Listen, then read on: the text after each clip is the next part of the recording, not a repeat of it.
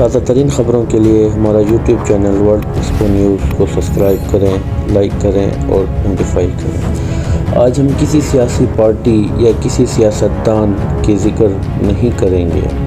آج ہم پاکستان کے ڈیفالٹ رسک پہ بات کریں گے۔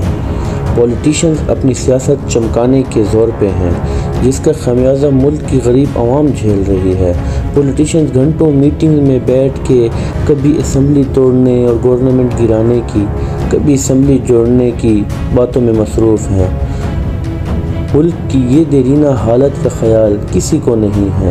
ملک کے ریزروز کم سے کم تر ہوتے گئے ہیں۔ کبھی پی ٹی آئی والے بولتے ہیں ہم نے 25 بلین ریزروز چھوڑے تھے، کبھی پی ایم ایل این والے بولتے ہیں ہم 35 ملین ریزروز چھوڑ کے گئے تھے۔ آج جو موجودہ ریزروز ہیں وہ نہ کے برابر ہیں، اور اگر ان بچے کچھ ریزروز کی بنا پہ الیکشن کیے جائیں تو ملک کے فیوچر کے ساتھ ایک قسم کا کھلواڑ ہوگا۔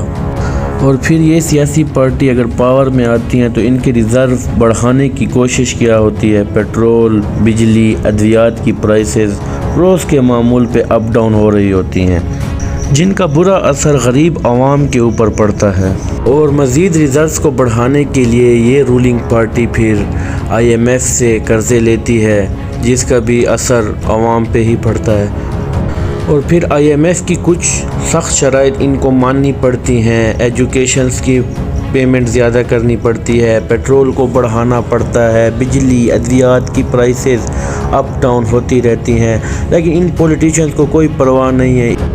ملک کے ریزروز ڈاؤن ہونے کی وجہ سے ملک میں بہت برا اثر پڑ رہا ہے، جس کی وجہ سے ڈالر کی قیمتوں میں روز کے روز اضافہ ہوتا جا رہا ہے۔ پیٹرول کی قیمت آئے روز بڑھ رہی ہے۔ پیٹرول کی قیمت بڑھنے کی وجہ سے ملک کی معیشت پہ بھی برا اثر پڑ رہا ہے، جس کی وجہ سے ہر چیز مہنگی ہوتی جا رہی ہے، ہر چیز کی قیمت بڑھ رہی ہے۔ ڈالر کے ریٹ اپ ہو رہے ہیں، گولڈز کے ریٹ اپ ہو رہے ہیں، جس کی وجہ سے ملک کی کرنسی ڈاؤن ہوتی جا رہی ہے۔ سر ملک کے خزانے اور عوام پر پڑ رہا ہے۔ اگر ایسے چلتا رہا تو جلد ہی ملک کا دیوالیہ ہو جائے گا، لیکن پولیٹیشین پھر یہ سب مسئلے ایک دوسرے پہ ڈالتے رہیں گے، پھر کوئی پرسان حال نہیں ہوگا اس ملک کا۔ ابھی کے لیے ہمیں دیجیے اجازت، اللہ حافظ، پھر کسی نئے ٹاپک پہ بات چیت کریں گے۔